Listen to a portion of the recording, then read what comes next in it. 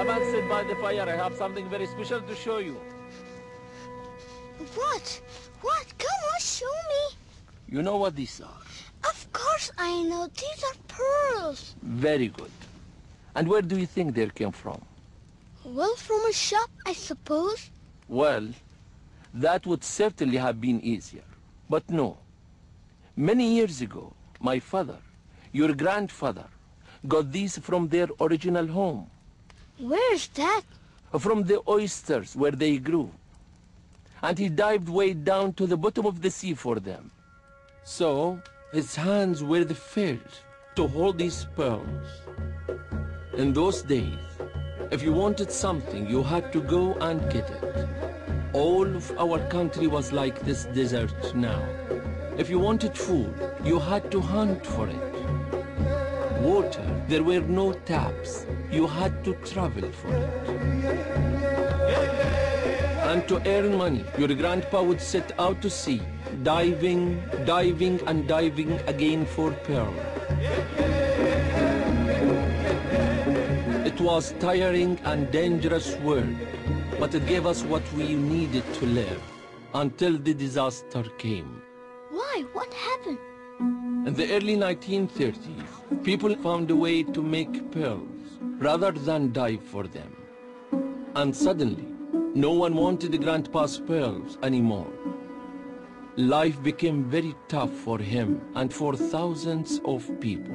So what happened? It was like Allah was watching over our country. Because at the same time as people stopped buying our pearls, a new and very valuable gift was being discovered. I know, oil. That's right. Oil explorers came from everywhere in search of oil.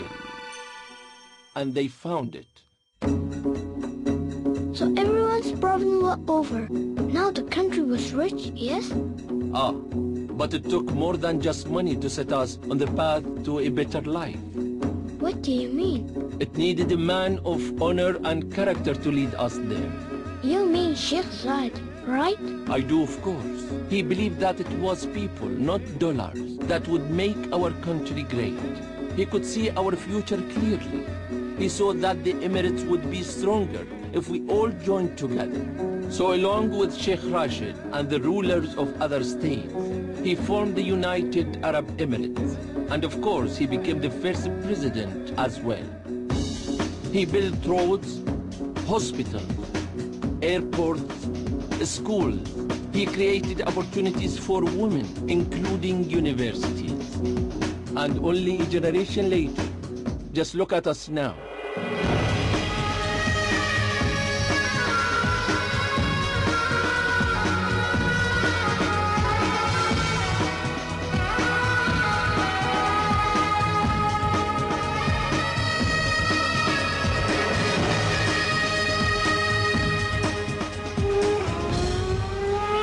We have the most modern racetrack in Formula One. Oh, yes. And we learned that Master City will be completely powered by the sun and the wind and no carbon. And we have the world's tallest building. And the palm.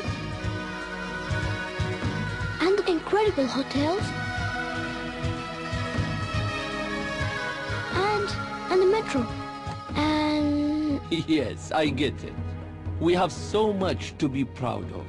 But you know, it's not just technology and new buildings that say we have come a long way. what else then? What about the treasures in our museums?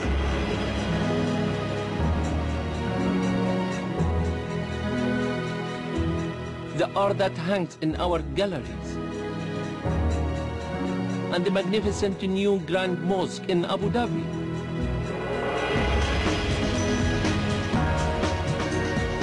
And what about all the places you and your friends have fun? I bet we had more fun than you did when you were 9. Every generation thinks that.